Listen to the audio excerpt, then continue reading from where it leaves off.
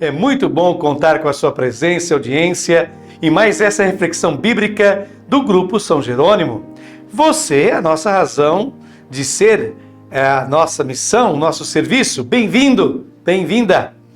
Iniciando a Quaresma, tempo propício ao exame de consciência, à penitência, à conversão, a Igreja nos propõe logo nesta primeira semana de Quaresma uma série de textos evangélicos que abordam aquilo que é central na vida do cristão.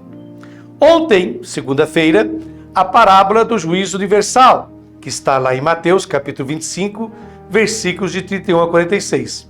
Apresentou-nos que a nossa salvação encontra-se naquilo que fazemos em termos de partilha, presença e acolhimento aos mais pobres, fracos e indefesos da sociedade que vivemos. Hoje, o Evangelho nos fala sobre o modo correto de orar. Amanhã, quarta-feira, nos insistirá sobre o valor da penitência. Depois de amanhã, quinta-feira, retoma o tema da oração, destacando a importância da perseverança e insistência na oração.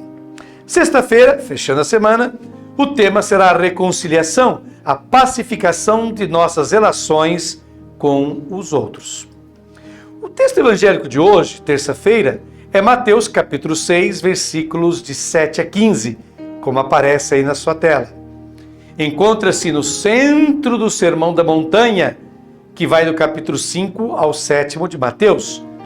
Esse grande discurso de Jesus, no qual ele anuncia a nova lei, os novos mandamentos necessários para que tenhamos uma vida que vale a pena ser vivida, para que sejamos felizes como quer nosso Pai Celeste.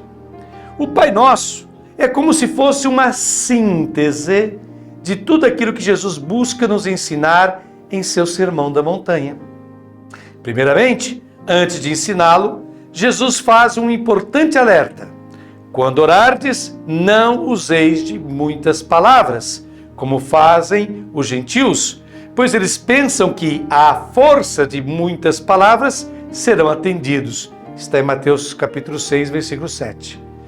Isso porque a oração não é tanto uma questão de palavras, mas de intenções, desejos, convicções, fé. Afinal, o que importa são as convicções que determinam nossa conduta e organizam nossos hábitos de vida. Pois quando se reza, deve-se colocar a nossa vida acima de tudo. E Deus nos conhece, Ele nos ama, Ele nos escolheu, portanto, Ele sabe do que necessitamos. Não precisamos convencê-lo a nos atender em nossas preces. Portanto, não são tanto as palavras que mais importam na oração, mas o que somos, vivemos e temos dentro de nós. Por isso, o Pai Nosso deve ser a expressão dos desejos que mandam em nossa vida. É isso mesmo que expressamos quando fazemos nossa oração. Não por acaso, o Pai Nosso, em sua primeira parte, que é o capítulo 6, versículos de 9 a 10 de Mateus, é toda dedicada ao modo como nos relacionamos com Deus e seus projetos. Primeiro, o compromisso de santificarmos o nome de Deus. O que isso quer dizer? Que o nome santo de Deus não seja jamais utilizado para o que não deve ser utilizado, ou seja, legitimar poderes ou falsidades para tranquilizar consciências perversas, para justificar violências. Esse é um alerta para cada um de nós também.